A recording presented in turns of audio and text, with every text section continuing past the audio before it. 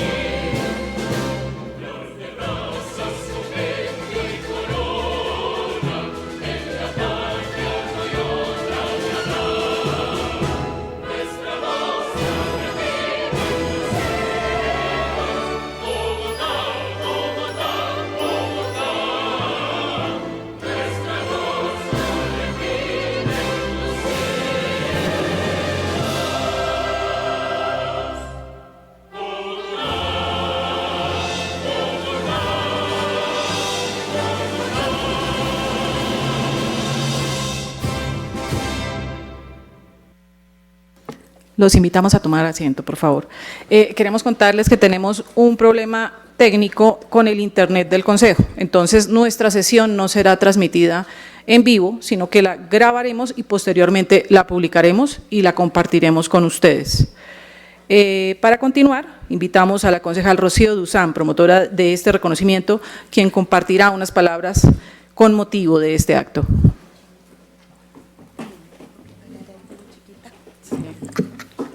El problema es la estatura de los colombianos.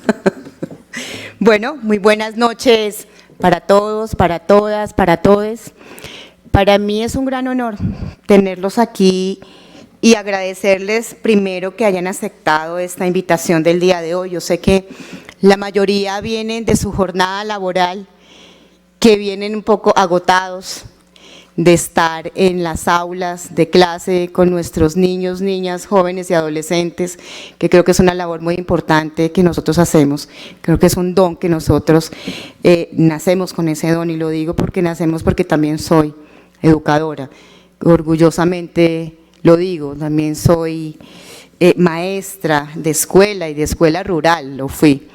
Entonces es de admirarlos a ustedes, de sacar el tiempo y estar acá. Hoy les quiero contar que nos reunimos en un momento de emociones encontradas. ¿Y por qué digo emociones encontradas? Porque yo he querido celebrar inmensamente el Día del Docente, el Día del Maestro, de la Maestra, que no debería ser un día al año, sino todos los días, porque nosotros nos levantamos todos los días con el ánimo, con el entusiasmo, con la fuerza, para educar y guiar a nuestros niños y niñas que tenemos a cargo. Pero ¿por qué digo con emociones encontradas? Porque esta celebración coincide con una tristeza profunda, y yo creo que ustedes lo han escuchado en los medios, en todo lado, frente al presunto abuso que existió en un hogar infantil del bienestar familiar. Yo he sido una de las que he estado pendiente, además porque yo trabajé alrededor de 7 años, 8 años en el bienestar, en primera infancia, y una de mis banderas es sacar adelante la primera infancia y hacerla respetar a estos niños y niñas desde su edad tan temprana.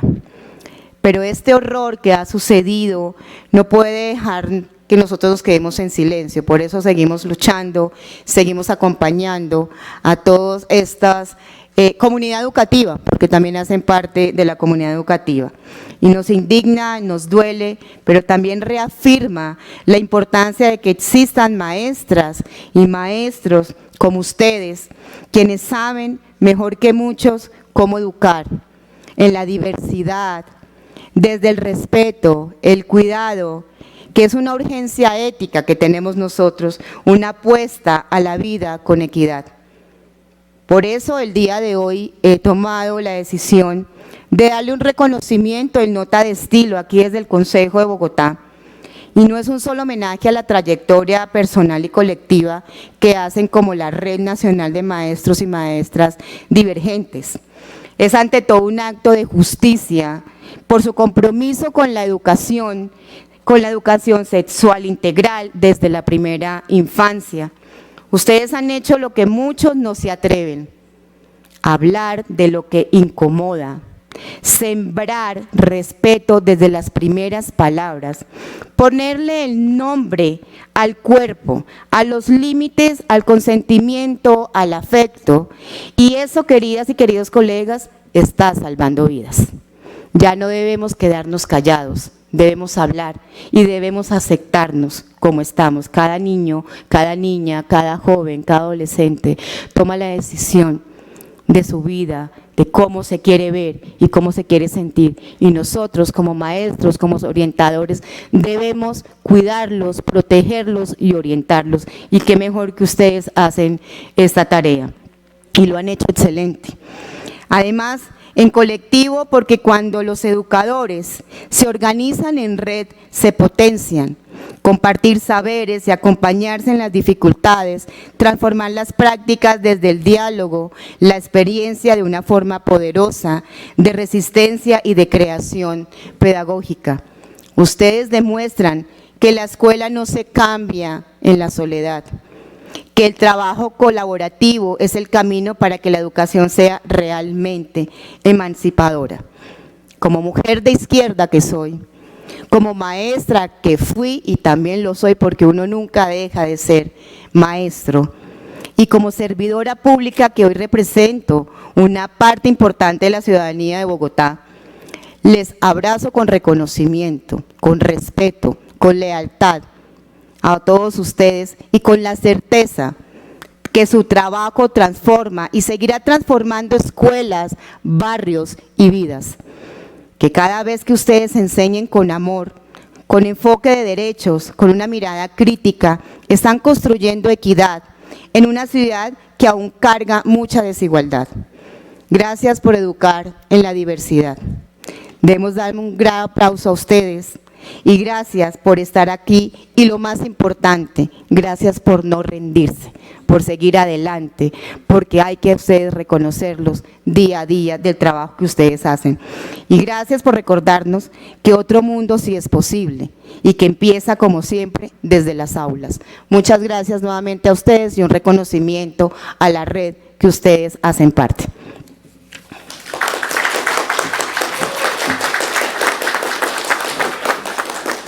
Gracias, concejal, por sus palabras.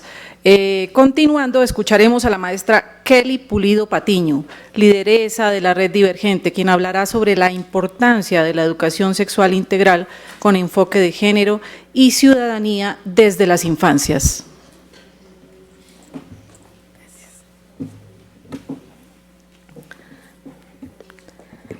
Muy buenas noches a todos, a todas las personas que nos acompañan hoy, a quienes nos invitaron a hacernos este reconocimiento, al equipo que lleva semanas trabajando para que este evento salga lo mejor posible, pero sobre todo, gracias a mis profes divergentes, los que están aquí presentes y los que nos acompañan desde diferentes territorios del país. Gracias al maestro Daniel Hernández, que me hizo la maestra que soy y que está aquí presente. En los 15 años que llevo como maestra he tenido la oportunidad de conocer dos tipos de educadores. El primero, el que se preocupa por cumplir lo que le exigen, por la calidad de la educación, el profesor que es funcional a cumplir los estándares curriculares, es funcional al sistema educativo. Y el segundo tipo de educador, que es en el que me voy a centrar, es en el que podemos llamar realmente maestro. El que va más allá de la educación como un negocio, como una empresa. El que ve a los estudiantes no solo como productos, el que se ocupa del humano. Es ese maestro, esa maestra que construye resistencia en la escuela, desde el aula y fuera de ella, que rompe con los mandatos educativos, sociales y culturales. Es ese agente de cambio que apunta a transformar en los territorios y comunidades. Ese gestor, esa lideresa que con sentido crítico le apuesta a procesos pedagógicos, a los que otros no se les miden. Es ese docente que subvierte el sistema escolar, ese profe divergente, es en el que me quiero centrar hoy.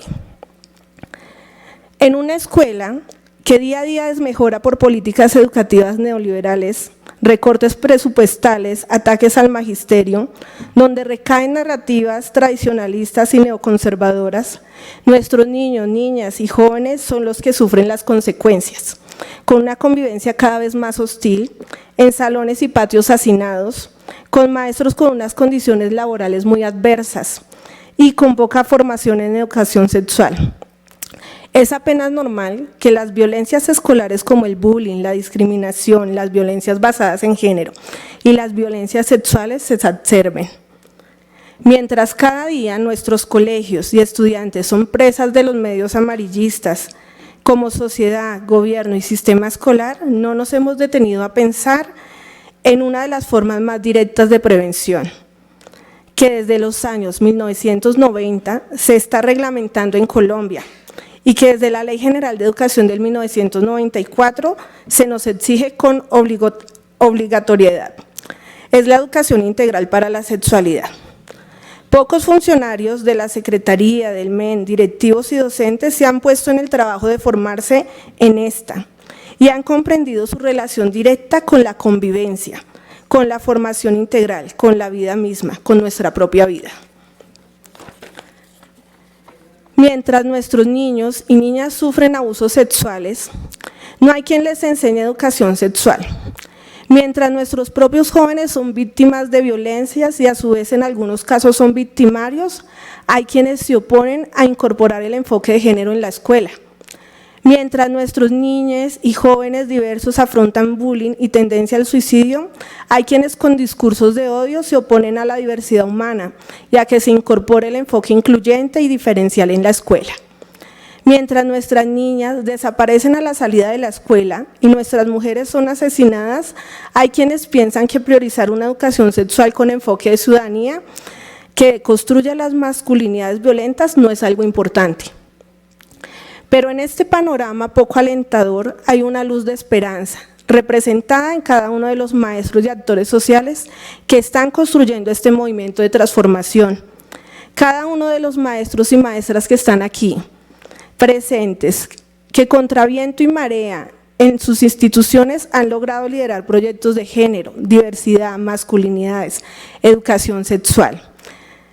Tejiendo saberes que han logrado construir mentalidades diferentes en nuestras nuevas generaciones, que no tienen por qué seguir repitiendo el lastre que cargamos los adultos que no recibimos educación sexual.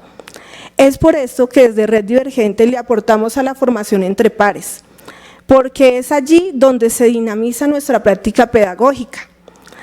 Una maestra que desde primera infancia deconstruye roles y estereotipos de género. Una maestra que desde la primaria habla de abuso sexual, límites y el cuerpo como territorio. Un maestro que previene el embarazo adolescente a partir de la enseñanza de los derechos sexuales y reproductivos. Un maestro que se atreve a hablar de masculinidades conscientes en bachillerato. Una maestra que con su semillero estudiantil LGTBI contribuye a la prevención del suicidio. Una maestra que con su empoderamiento femenino regala sentido de vida a sus estudiantes. Estos son los maestros y las maestras que con el impacto en sus comunidades salvan vidas.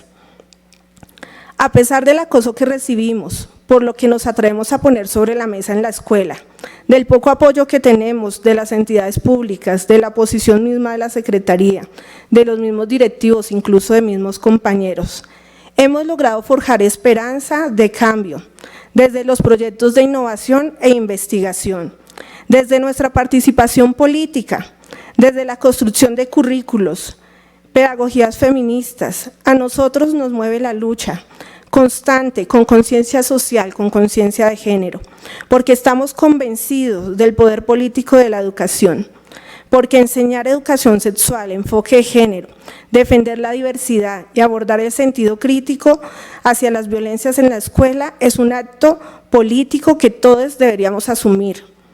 La transformación de nuestros currículos, la transversalización de nuestros proyectos de sexualidad, incluso desde la primera infancia, la incorporación de sentencias en nuestros manuales de convivencia son una tarea pendiente en la que la mayoría de nuestras instituciones debemos ponernos a trabajar.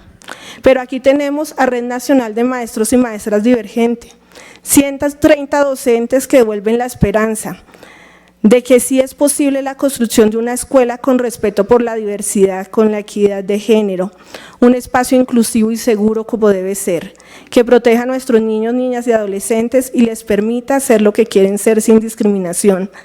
De nuevo, gracias a todos los que están aquí presentes, que se atreven a subvertir la escuela.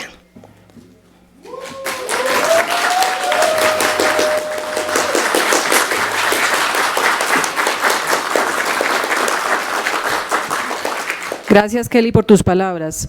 Ahora vamos a dar paso al maestro Luis Miguel Bermúdez, fundador de la red, quien nos hablará sobre la importancia del trabajo en red para la construcción de una escuela segura e inclusiva.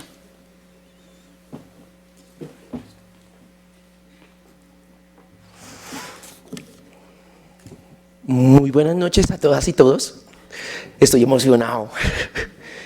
Quiero agradecerles primero su presencia. No se imaginan la felicidad que tenemos aquí con Kelly de ver cómo trabajamos una semilla y ya todo lo que hemos logrado en tan poco tiempo.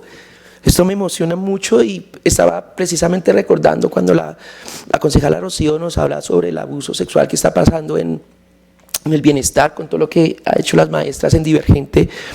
Me acuerdo del recorrido de todo esto cuando empiezo mi carrera como maestro en un colegio público, Gerardo Paredes, y como director de grupo de un 706 me enfrento a mi primer violencia sexual. Ella tiene gemelos con una niña de 12 años y cuando tuve que empezar a enfrentar esto no sabía cómo, y ahí me empecé a cuestionar mi función como maestro. ¿Para qué enseñar edad media? Estaba en séptimo. Esto no sirve.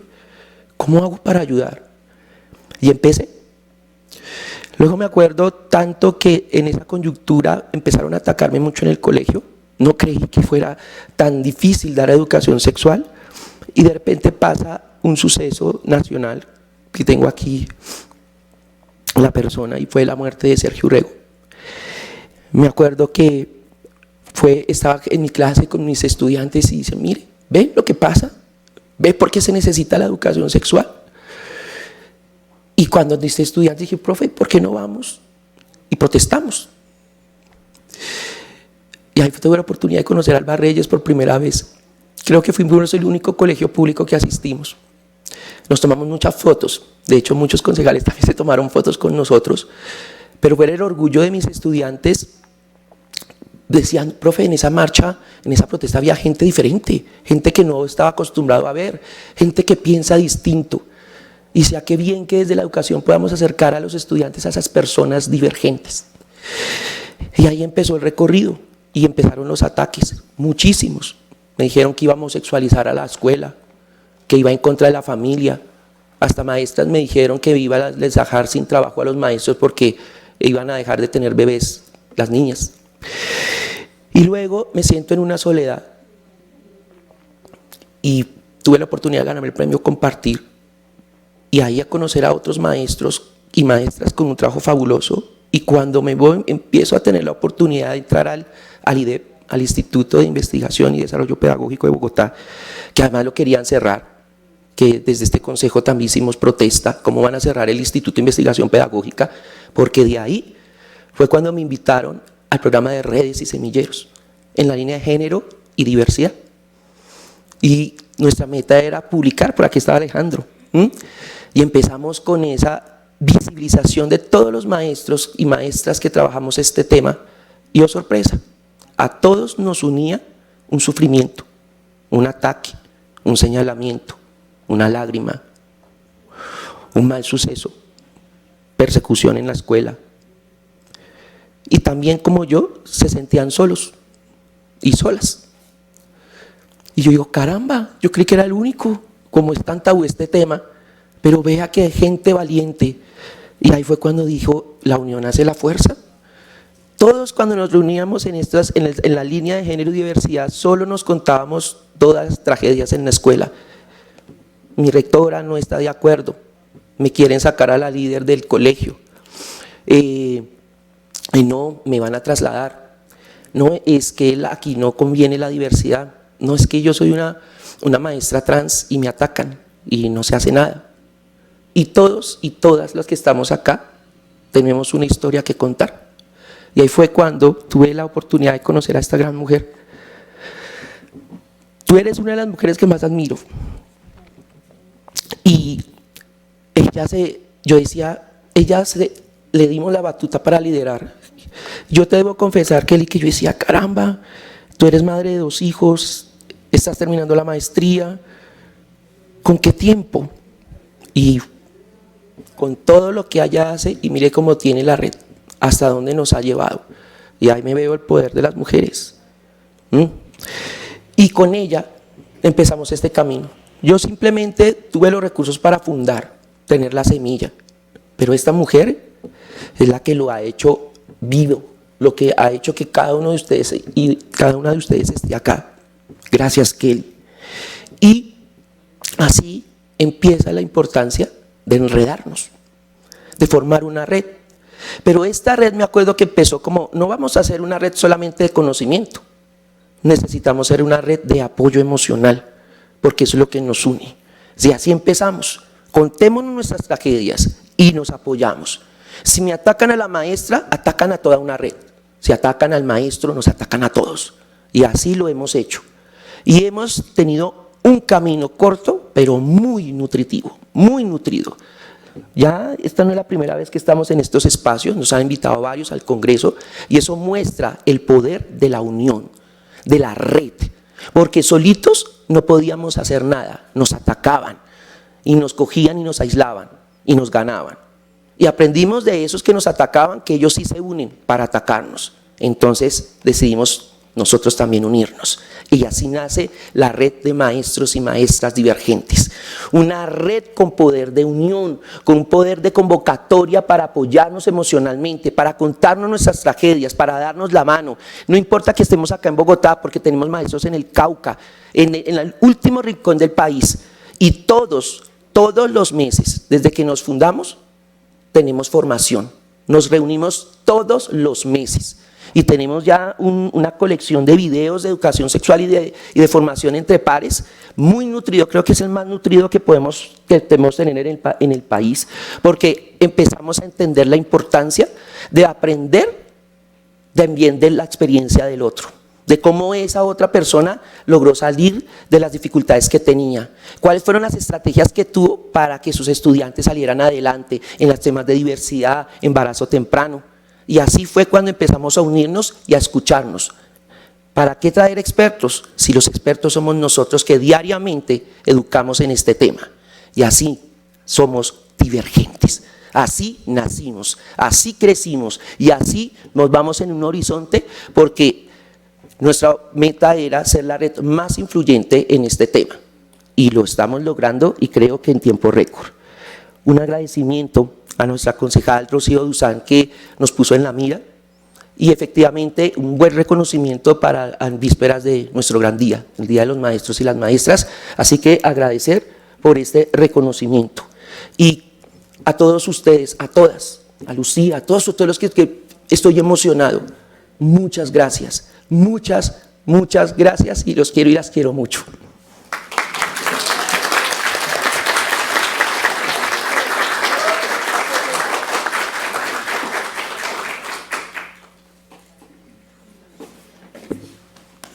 Gracias, Luis Miguel, por tus reflexiones y palabras.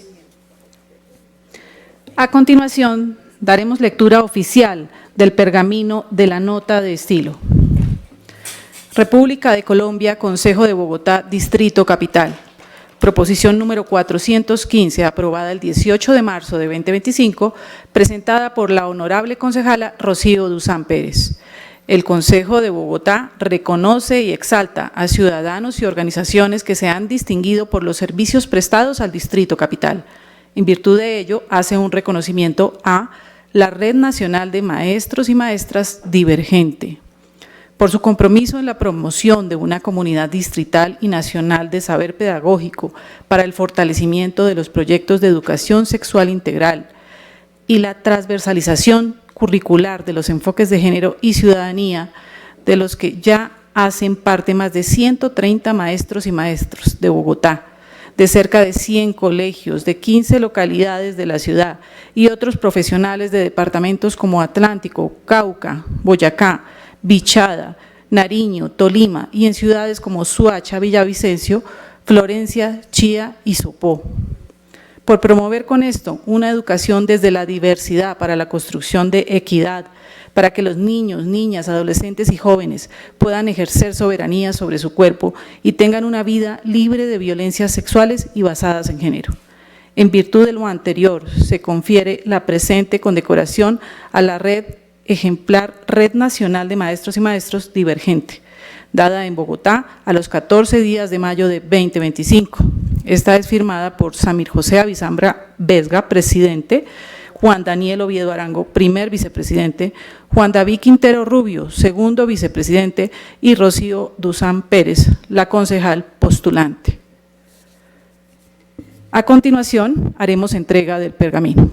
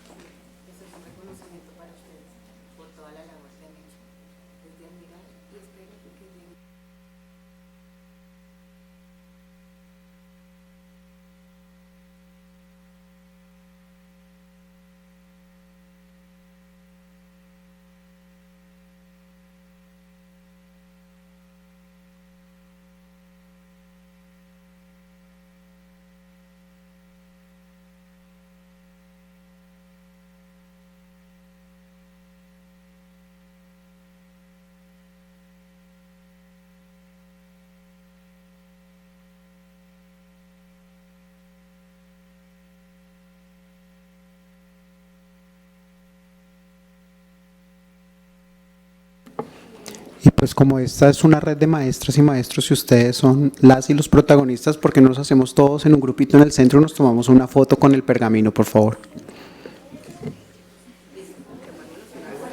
Allí.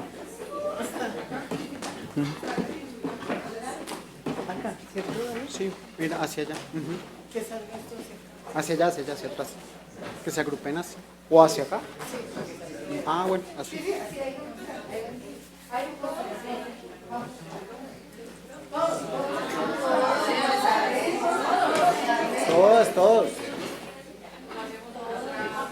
Si quieren por aquí caben unas, otras. Eso. No importa. Sí, Dani, atrásito también cabe otro si quieres. Siga, Juan.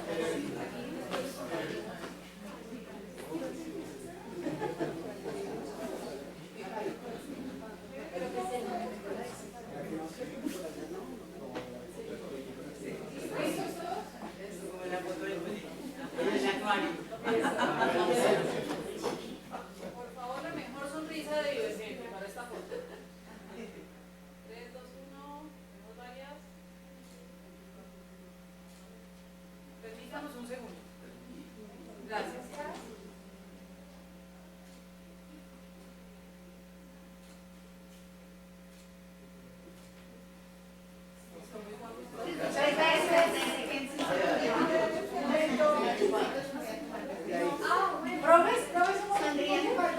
Falta una para este celular. Y se mueve.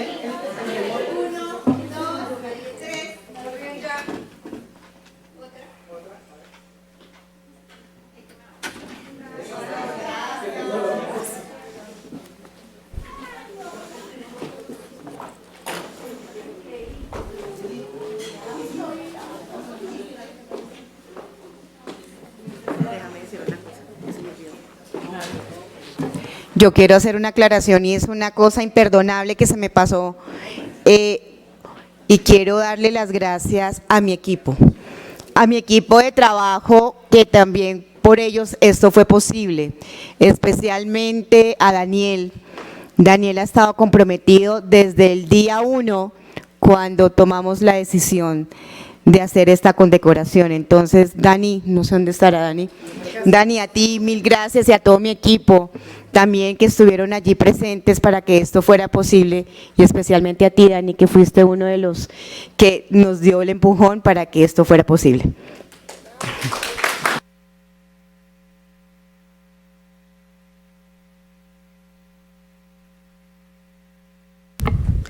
Bueno, ahora damos paso al panel Desde el aula y el cuerpo, experiencias que desafían y educan. Este será moderado por mi compañero Daniel Taborda.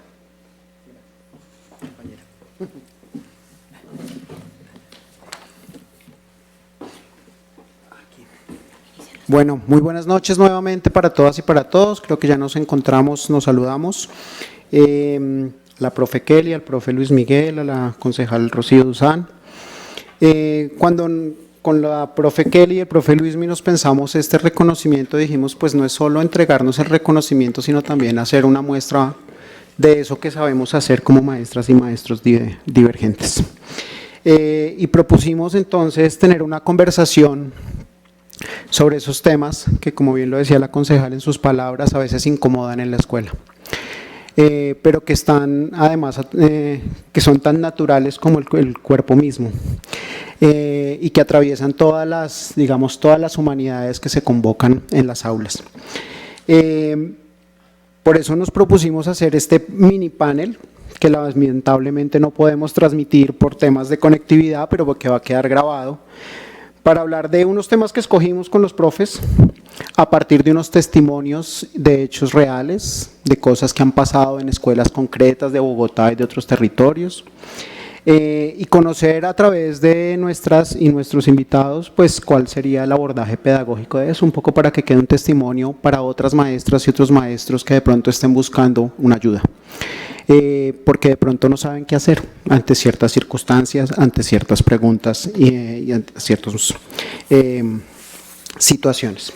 Si me ayudan con la presentación, por favor, muchas gracias. Para este panel nos acompañan, para hablar de esos 5 temas, la profesora Lorena Prieto.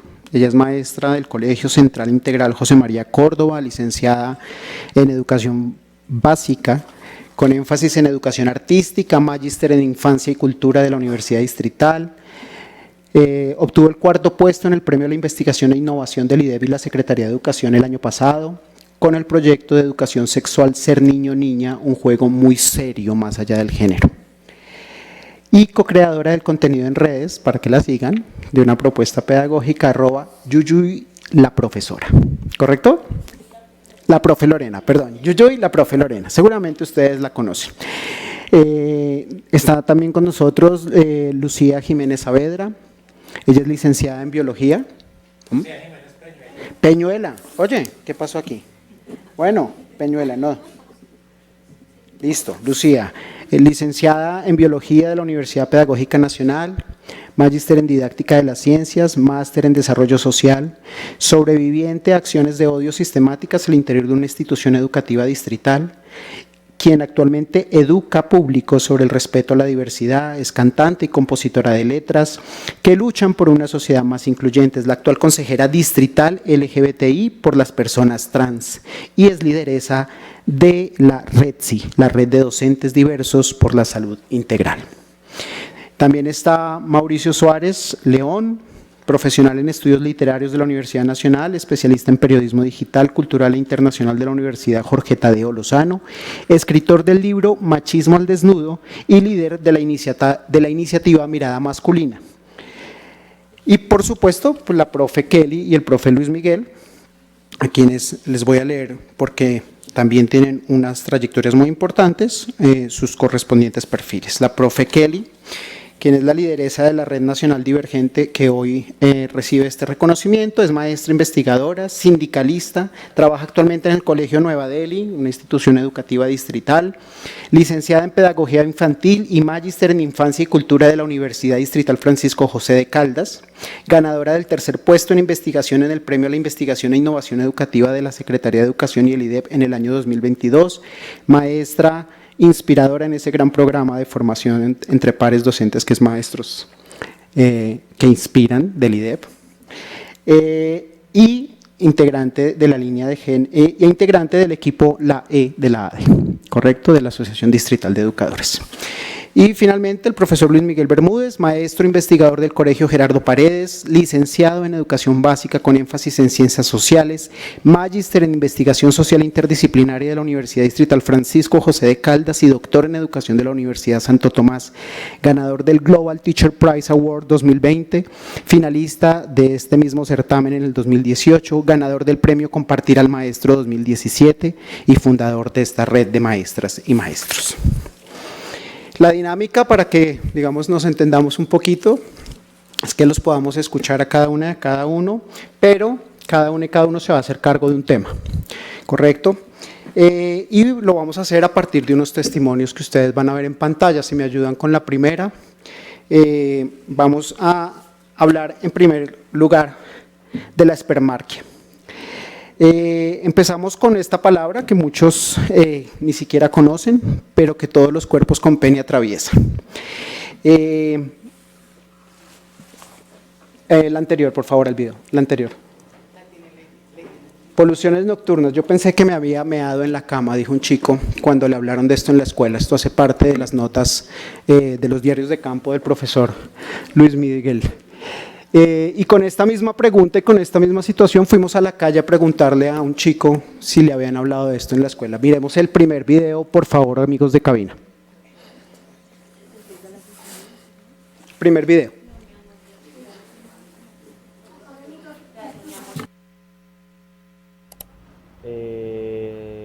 Muy poco, pero cuando las tengo, no sé, me siento raro en la mañana y pues se siente como incómodo y me prefiero bañarme en la mañana.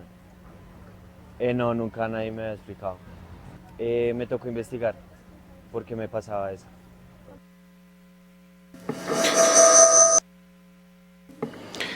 Como vemos, se suele interpretar que la salud sexual masculina, que en materia de salud sexual masculina todo está dicho, que los adolescentes varones por el hecho de ser hombres no tienen dudas, no sienten vergüenza, incomodidad o simplemente no requieren orientación alguna. Profe Luis Miguel, yo lo invito a que venga aquí al micrófono y nos explique cómo ha hecho usted para abordar estos temas. Ya en sus palabras introductorias nos habló un poco de eso, pero cómo hablar de espermarquia, qué barreras ha encontrado y qué estrategias pedagógicas usas para hablar de estos temas con los hombres, con los niños varones en la escuela. Gracias Alejandro.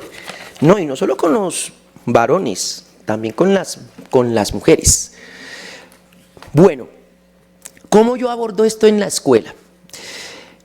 Efectivamente, cuando uno enseña educación sexual, yo no sé por qué está la tendencia que tenemos que separar niños y niñas. Y que los niños no podemos saber lo de las niñas y las niñas no pueden saber de los niños. Como si no fuéramos a ser mamás de niños y papás de niños y niñas y como si no fueran maestros de niños y niñas.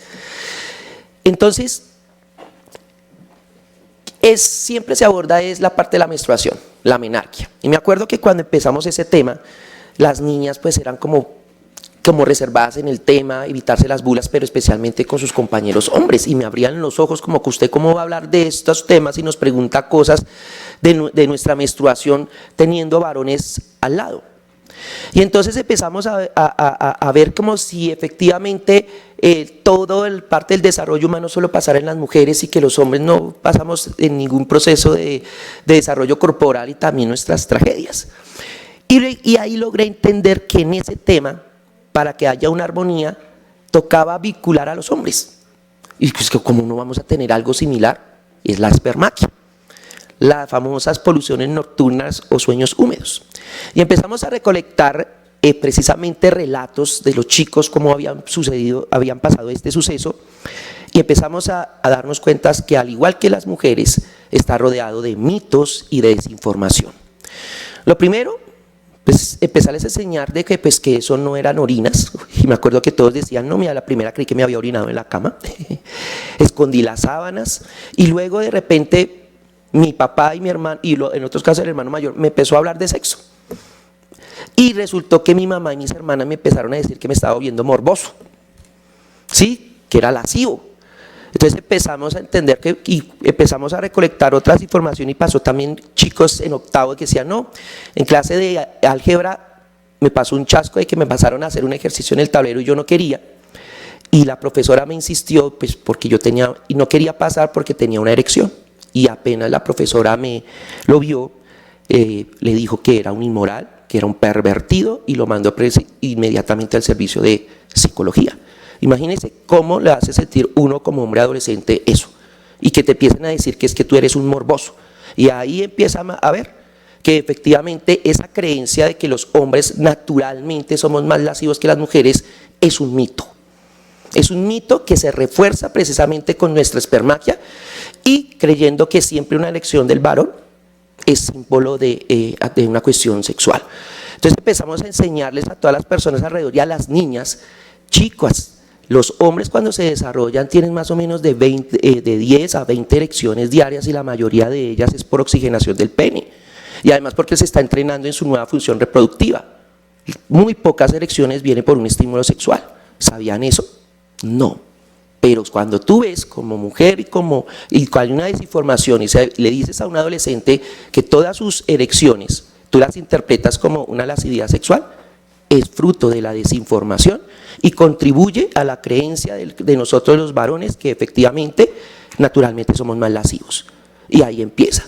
Y los chicos decían, mi mamá me señalaba, me pegaron porque ensucié las sábanas, no me dieron información.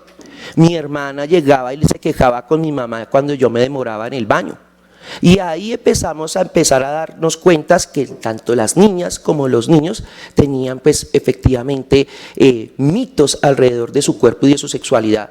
Y cuando las niñas empezaron a escuchar lo que le pasaba a los varones, tuvieron mucho más confianza de hablar sobre su menarquia, y efectivamente en clase, cuando se abordan las dos cosas y hombres y mujeres compartimos eso que callamos y que no queremos hablar, entonces entendemos que no hay diferencias entre hombres y mujeres a esa edad, y que todos tenemos una sexualidad compartida y que todos somos víctimas de los mitos y de la desinformación.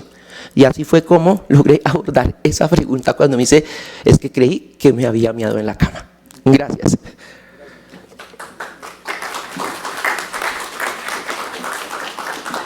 Gracias, profe Luis Miguel. Creo que empezamos justamente a encontrar esos elementos que son comunes a la educación sexual integral, y es la construcción de confianza y la posibilidad de escuchar lo que siente el otro y lo que experimenta el otro. Un poco no desde el miedo, sino también desde la posibilidad de encontrarnos en los miedos comunes y cómo los solucionamos. El segundo tema, en la siguiente diapositiva, tiene que ver con la menarquia y la menstruación. Para este tema, pues queremos ver un poco este testimonio que sale también de una estudiante mujer. Si la devuelves un momentico, ella dice, el fragmento es mucho más largo, pero dice: una amiga me prestó un saco, me fui a orientación. Fuera de eso, mi mamá se demoró en recogerme, yo no quería volver al colegio nunca más y en ese momento sentí que ser mujer era una porquería. Este es un testimonio real que también nos proveen los maestros de la red, y sobre esto también fuimos a un colegio a hablar con estudiantes sobre cómo experimentaron su primera menstruación en la escuela. Mi primera menstruación me llegó a los 14 años y pues para mí fue un poco choqueante porque pensé que no me iba a llegar en sí o se iba a tardar un poquito más. Pues mis papás sí, en la educación pues no, y pues uno al quinto y sexto es como muy reservado en eso, los profesores, por decirlo así. Acompañada sí, por mis papás, pues por mi familia explicándome que era algo normal y eso. Bueno, profe Lorena, el turno es para ti. ¿Cómo podemos transformar el trato que se le da a esto tan natural que es la menstruación en las aulas y qué rol tienen tenemos los hombres en ese cambio? ¿Cómo están? Buenas noches. Bueno, la mirada de la menstruación es un tema amplio, maravilloso si le cambiamos la visión, porque implica, tenemos que desestigmatizar y dignificar este proceso que es biológico, ¿sí? Y social también. Entonces, pues Colombia ha tenido un avance con la reciente ley en menstruación digna 2244 del 2022. Eso ha sido un avance que se reconozca que sí hay, que las niñas llevan un proceso de menstruación, que hay dolores, que hay todo un proceso, pero pues las escuelas están muy alejadas de esto. Sabemos, hay cifras muy altas en que por ahí 44% de las niñas en edad escolar tienen miedo, tienen pena, tienen muchas inseguridades ir al colegio con su menstruación, y muchas de ellas faltan por no contar con todos los recursos de higiene y por el miedo y el tabú que esto significa.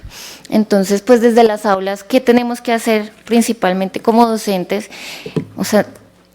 Nuestra apuesta es un diálogo abierto, ¿sí? Tenemos que pasar esta mirada biológica a una mirada más social, cultural, y reconocer que la menstruación es una experiencia cargada de muchos significados, de emociones, de sentimientos, y que quizás también de muchos estereotipos que tenemos que romper. ¿Cómo lo hemos hecho o cómo lo he hecho yo en la escuela? Pues siempre trabajando desde el cuerpo, desde el arte, desde el juego, y llevando a la escuela la realidad, hablándoles desde el proceso real, desde que aprendan a poner una toalla higiénica, que reconozcan otros métodos para llevar su menstruación, porque muchas niñas no saben que hay calzones absorbentes, que hay otros instrumentos más sanos para su cuerpo, y como decía el profe Luis Miguel, esto tiene que saberlo los hombres, no se puede separar. Hoy vamos a hablar de menstruación, los niños se me van a jugar fútbol y las niñas quédense acá.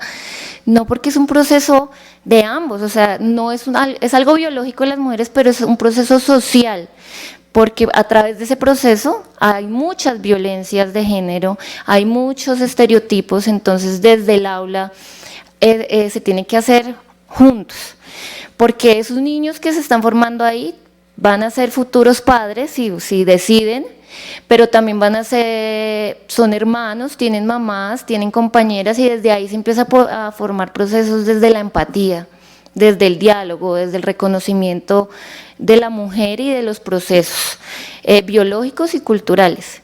Y pues como experiencia propia les cuento que en el aula tenemos un kit de menstruación para las niñas que pasan por su proceso de menarquia. Los niños saben cómo se ponen toallas higiénicas, cómo es todo este proceso, que hay dolor, todo el proceso de la pubertad, incluso de cuña publicitaria, tenemos un video que habla de las toallas higiénicas de una manera jocosa, tenemos videos que hablan de esos cambios de la pubertad, todo para trabajar en grado quinto y sexto de para arriba. Y pues los hombres son pieza fundamental, respondiendo a la siguiente pregunta. Ellos son docentes, son padres y son compañeros en el aula. Y si seguimos ampliando esta brecha de que solo hay procesos para mujeres y para hombres, pues seguimos ampliando estos estereotipos de género y ampliando la brecha hacia el machismo, a las violencias. Entonces pues ellos son piezas fundamentales y deben reconocer nuestros procesos biológicos y sociales. Listo, muchas gracias. Gracias, profe Lorena. Efectivamente, la sexualidad se construye a partir del empezar al reconocer la otredad, ¿no? En ese momento, cuando reconocemos los otros cuerpos, los otros y las otras experiencias vitales, es que empezamos a experimentar también nuestra propia sexualidad y nuestro cuerpo. El siguiente tema, para el cual hemos invitado a la profe Kelly a hablar, tiene que ver con violencias basadas en género. Este testimonio también es de un estudiante que nos envió la red y dice: una vez estábamos reunidos toda la familia y de repente empezaron a hablar de sexo y me involucraron diciéndome que ellos no estaban seguros de que fuera virgen por mi forma de caminar. También es un poco más largo, explican por qué, qué se veía en su caminar y demás, pero digamos allí, digamos en este relato, un ejercicio un poco violento alrededor de la idea de la virginidad, de la virtud y de todo esto que se ha construido culturalmente alrededor del cuerpo femenino. Profe Kelly, ¿cómo podemos trabajar tema de educación sexual para desmontar estos discursos que, digamos, reproducen violencias, estereotipos imaginarios, y qué dificultades existen en el aula para hablar de sexualidad sin caer justamente en reproducir esto que, digamos, perpetúa en la sociedad desigualdades, violencias y tantas problemáticas?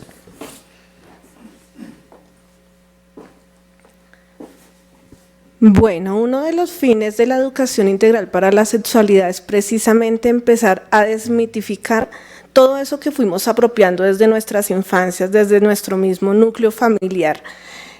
Nosotros y nosotras todos nos hemos formado con unas visiones muy erradas hacia nuestro cuerpo, con unas visiones de miedo, de pecado, de tabús, con unos pesos históricos, por ejemplo, que caen sobre la mujer, unos estereotipos, unas exigencias del deber ser, de la decencia, de la virtud, de mantener la virginidad, que no es más que un mito que tenemos que empezar a deconstruir con las nuevas generaciones y con los adultos también. Y es empezar a enseñar a nuestros niños y niñas que desde muy pequeños, sin querer, también ya están ejerciendo violencias basadas en género. Empezar a romper estereotipos y roles de género empieza incluso desde la primera infancia, desde la misma crianza, cuando empiezo a hacer una maternidad consciente, desde el preescolar, cuando empiezo a romper, por ejemplo, con las divisiones en los juegos y en los deportes, a romper con estas dinámicas de filas de niñas y de niños, a romper con las dinámicas de los colores que usan nuestros niños y nuestras niñas desde la infancia.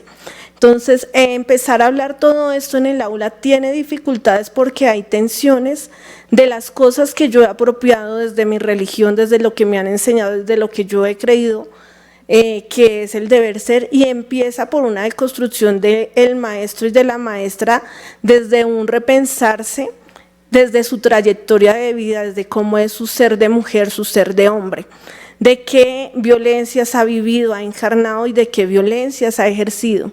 Esta transformación o el empezar a romper este tipo de mitos que han violentado por miles de años a nuestras niñas, a nuestras mujeres, negándoles, por ejemplo, el derecho a la movilización, a lo público, al espacio. Recuerdo en este momento una maestra del Chocó que nos contaba en uno de los bueno, de los círculos de la palabra que hacemos en Comisión de la Mujer de la ADE, decía: el día que me llegó mi menarquia, no quise contarle a mi mamá porque sabía que se me habían acabado mis tardes de juego y de salir, porque sabía que me iban a empezar a cuidar de que no quedara embarazada, no de que la violentaran, sino de que no quedara embarazada.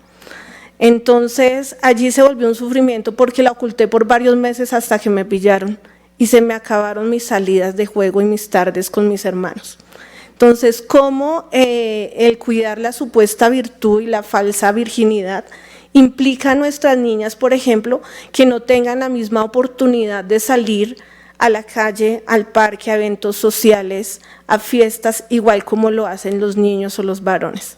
Entonces, empezar a repensarnos todas estas cargas culturales que estamos sufriendo, porque las sufrimos tanto niños como niñas, es un buen primer paso para empezar a traer estos temas en el aula. Empieza desde un sentido crítico que se construye, y no decimos que se construya desde el bachillerato, porque desde muy niños, y la experiencia me lo ha dicho, desde muy pequeños, nuestros niños, nuestras niñas están en la posibilidad de empezar a reflexionar, a cuestionarse con estas dinámicas que los adultos les hemos impuesto. Y de hecho es más fácil de construir la mentalidad de nuestros niños, de nuestros jóvenes. Ellos van un paso adelante, a diferencia de nosotros los adultos, incluso los mismos educadores, los mismos directivos. Pero bueno, no está perdido. Desde los juegos, como lo decía la profe Lorena, desde un relato, desde un detenernos a pensar algo que dijo un niño, una niña, una situación de convivencia, desde las cosas más sencillas y cotidianas, desde allí es que se empieza a hacer esa reflexión y a hacer ese cambio. Gracias.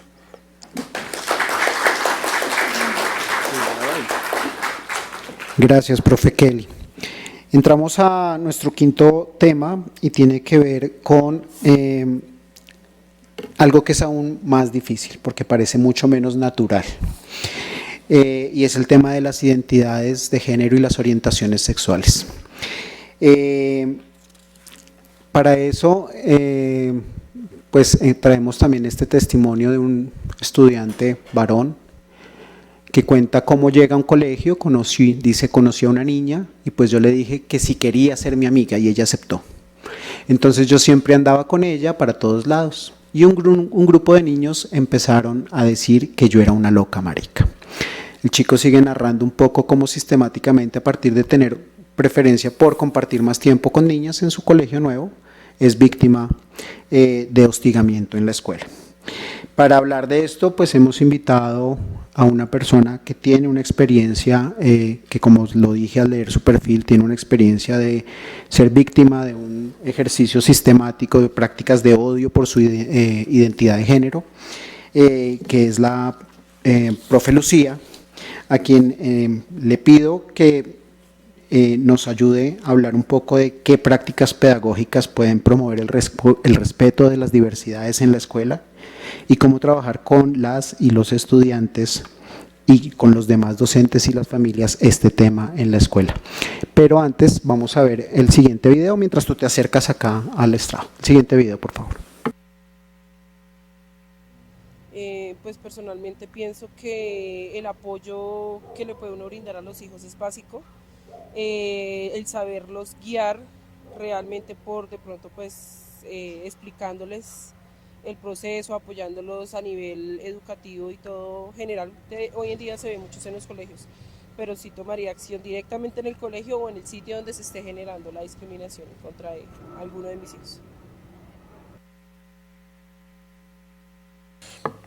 Bueno,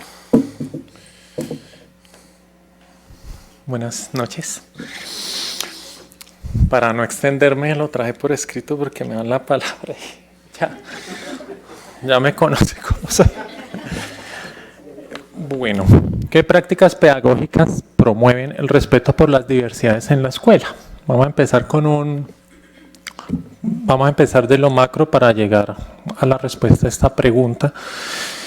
Los actores del sistema educativo, específicamente acudientes, padres de familia y sus colegas, generan situaciones sistemáticas de discriminación y exclusión hacia las maestras con experiencia de vida trans. O sea, a las personas con experiencia de vida trans, no solo las maestras, también a los maestros trans, las maestras no binarios también. Pero pues vamos a hablar en este caso de las maestras trans que desde la experiencia y de lo que uno ve en noticias son las más vulneradas. Las personas trans están vetadas de las escuelas. Es extremada la vigilancia que se ejerce sobre sus cuerpos y comportamientos. Les acusan de violar niños y otras atrocidades, sin pruebas, sin conductos regulares, con una comunidad lista para el linchamiento. Ahora imaginen todo esto hacia los y las infancias diversas. La familia, en especial los padres, los varones, les amenazan, les echan de sus hogares.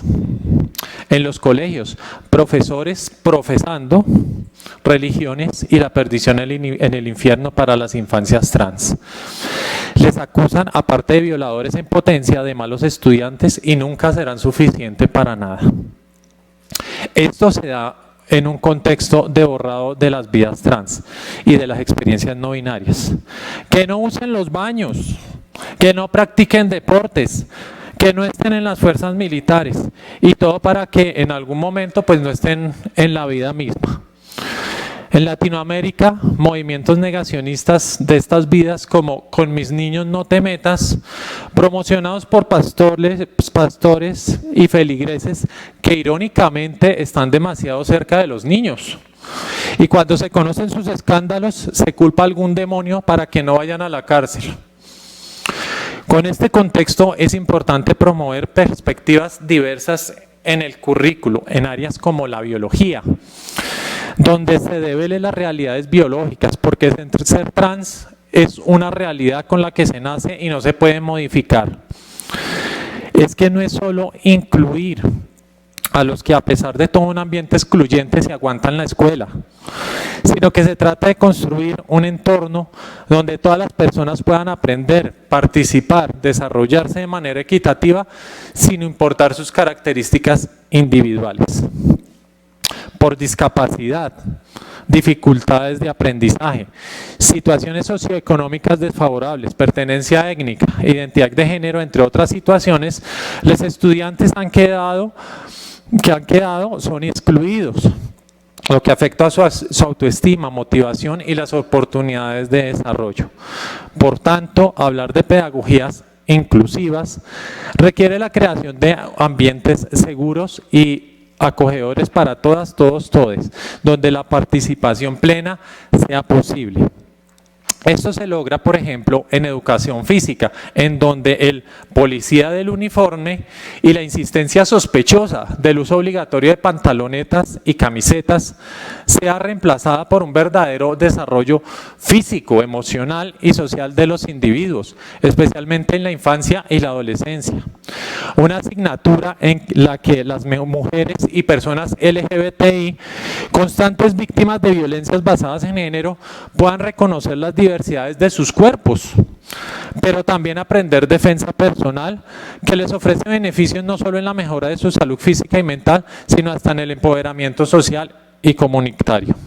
Por último, para responder esta pregunta, las pedagogías inclusivas han de reconocer el uso del lenguaje inclusivo y respetuoso a las diversidades en el aula y fuera de ella, como la forma primaria de abordar la diversidad de género de manera inclusiva y respetuosa.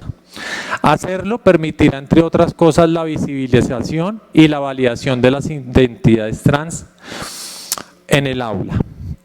Y voy de una vez con la otra pregunta. ¿Cómo trabajar con estudiantes sin dejar por fuera a docentes y familias? Y pues lo pensé mucho en ustedes que están allá escuchando esto. Antes que nada, se requiere tener espacios libres de violencia para la enseñanza. Las y los compañeros aquí presentes hemos atravesado diferentes acciones por parte de directivos, destinadas a que miremos a otro lado y no denunciemos las violencias al interior de las instituciones. El docente que habla es perseguido por los directivos y puesto en bandeja de plata para los acudientes a través de campañas de desprestigio y deslegitimación de sus discursos pedagógicos. No puede seguir pasando que la maestra que con sus prácticas empodera a las niñas y jóvenes para decir no y hacer frente a la violencia machista sea señalada de revoltosa y alteradora de un utópico clima laboral excelente, que eso no existe en los colegios. El trabajo con estudiantes y sus familias podría ser posible sin que se ponga en riesgo la carrera docente y hasta la vida. Es necesario entonces revisar las cuestiones de poder de estos directivos y generar una cultura de la denuncia de las violaciones a los derechos como los sexuales y reproductivos. Los docentes y las familias han de sensibilizarse sobre la importancia de respetar la identidad de género y la orientación sexual de sus hijos y de sus estudiantes. Pero no quedarse en eso, sino general, porque es que hay mucha sensibilización, ya debemos pasar esa a la acción. No quedarse en eso, sino generar reglamentos escolares con la comunidad educativa que propendan por el respeto a la identidad de género y a la orientación sexual de los estudiantes. Porque no es suficiente saber que discriminar está mal, sino además que he de asumir unas consecuencias por hacerlo. Los docentes, las docentes, les docentes deben estar capacitados para prevenir y abordar la violencia escolar, incluyendo la violencia de género y la violencia sexual, que también pueda estar relacionada con la orientación sexual. Sobre las familias se ha de recalcar lo importante que resulta su apoyo a sus hijos en la exploración de su identidad y su orientación, al igual que en la búsqueda de ayuda si experimentan discriminación. Que sepan, pueden comunicarse con la escuela para discutir cualquier problema que pueda afectar a sus hijos, ¿por qué no? Y no sobra brindar herramientas para que pueda redactar quejas, derechos de petición por discriminación u hostigamiento, es una parte importante. Todo esto porque las vidas trans importan. Las mujeres trans también somos mujeres biológicas, no somos robots, no somos inteligencias artificiales, somos biológicas. Mi hijo comparte la mitad de mi ADN, entonces, ¿cuál es ese cuento que haya las mujeres biológicas y el resto qué? Y con mis hijos no te metas, les devuelvo el discurso a esa gente de con mis hijos no te metas, con mi hijo no te metas, ni con los hijos de cualquier otra persona diversa. Y ya para finalizar,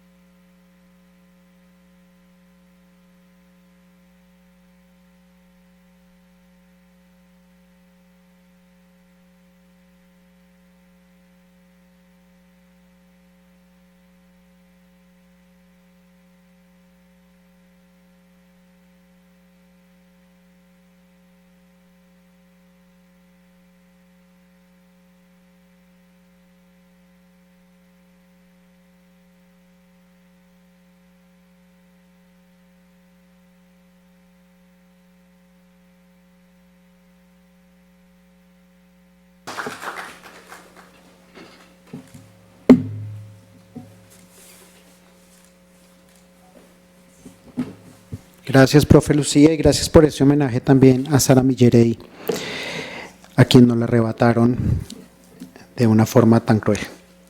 Para finalizar este tema, este panel y esta conversación, queremos hablar de masculinidades, de la masculinidad tradicional, esa que también hiere. Y que hiere también a muchos jóvenes que no pero que se enfrentan a unas formas estereotipadas de asumir ser hombre en la sociedad de hoy. Tenemos este testimonio de un chico que cuenta que cuando iba de vacaciones donde su papá, recuerdo que me discriminaba por mis labios, me decía que eran muy gruesos y que un hombre no tiene labios tan gruesos. Pues para hablar de estos temas, pues alguien que tiene un proyecto tan importante como Mirada Masculina, pues Mauricio Suárez, para preguntarle, Mauricio, cómo abrir caminos para que los hombres jóvenes y no tan jóvenes, todos los hombres y desde la primera infancia, vivan masculinidades más sanas, más libres, más plenas. ¿Qué retos hay en hablar de vulnerabilidad y autocuidado con los hombres, con los niños? Bienvenido. Buenas noches, colegas. Me llama la atención que aquí no hay video de este caso en particular, pero creo que podemos crear un contexto, suponerlo, donde aparece un joven capaz de vencer los prejuicios, los estereotipos y de decir, estoy sufriendo esta violencia. Una violencia que es sexual, que es sobre su cuerpo, y que seguramente la identificaríamos no porque él decida en una clase X particular abrirse y decir, esto es lo que estoy viviendo. Quizás aparezca más fácilmente en actitudes perfectamente machistas, perfectamente maltratantes con sus compañeros, homofóbicas, porque la masculinidad la construimos es a partir de la negación del otro.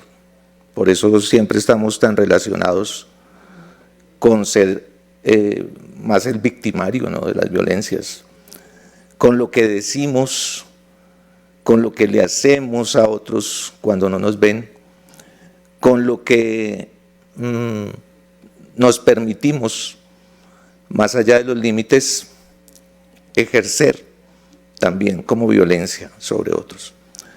Entonces, esta discriminación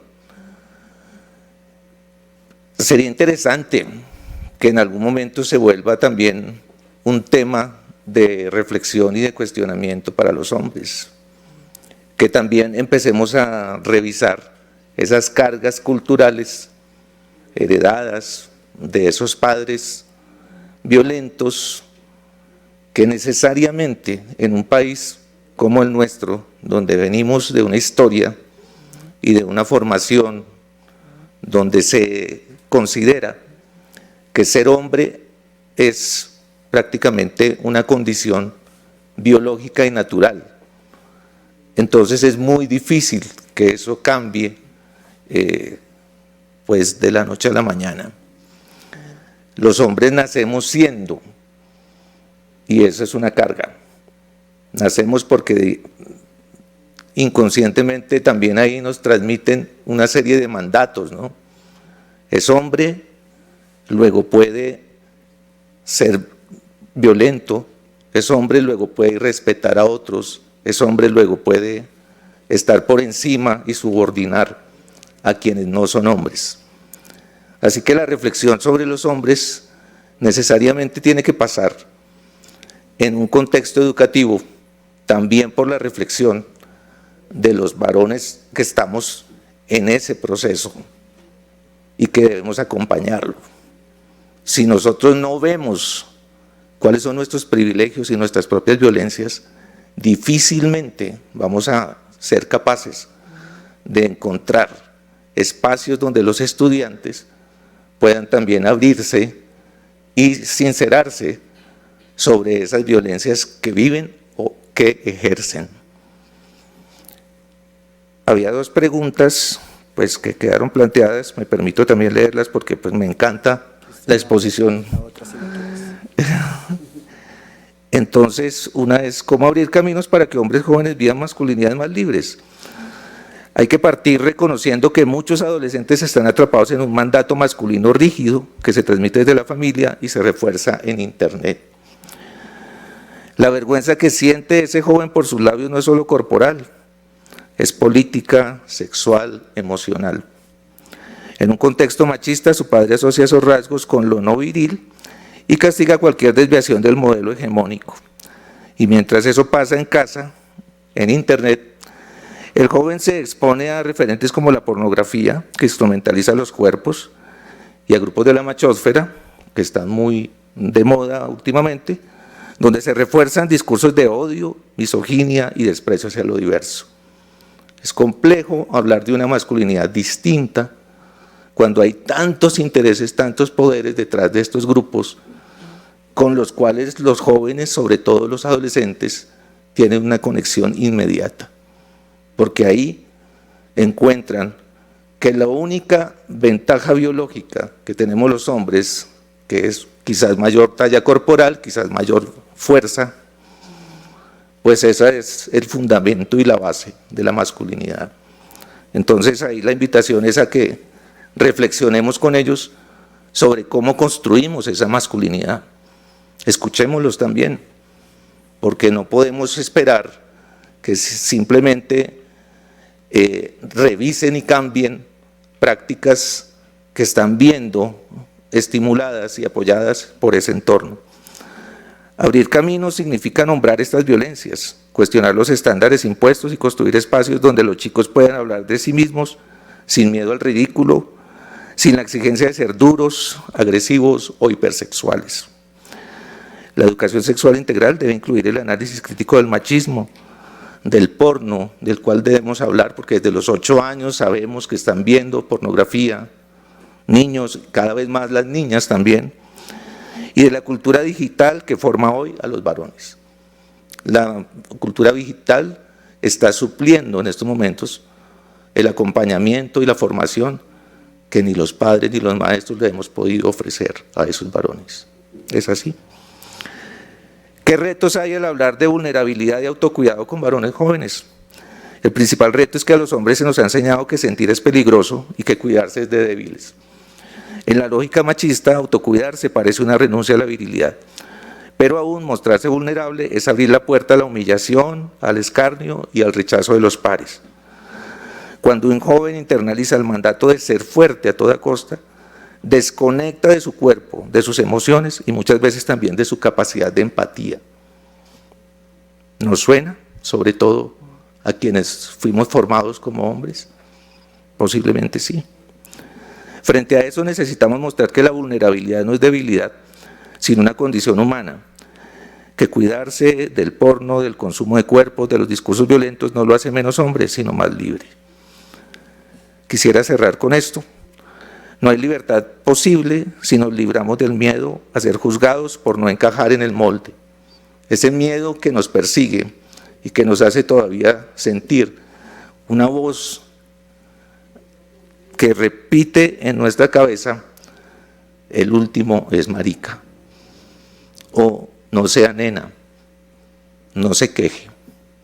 Entonces ahí es donde solo si logramos que desde la educación sexual, emocional, digital, donde conectemos con los cuerpos, donde devolvamos el permiso a los varones para sentirse, cuestionarse y para repensarse, estaremos definiendo una masculinidad distinta.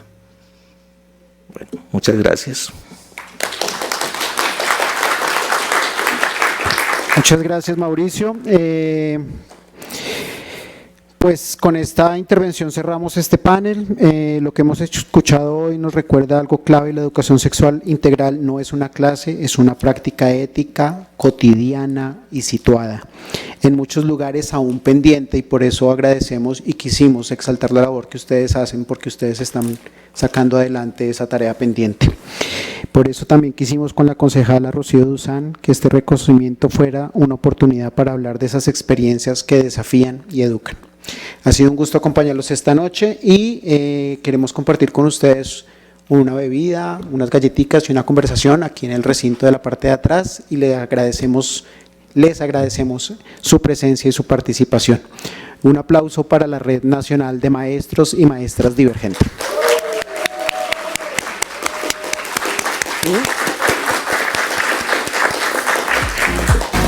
Y a todos los externos que no son de la red también, pues bienvenidas y bienvenidos y gracias por acompañarles el día de hoy. Por favor, pasemos a la parte de atrás.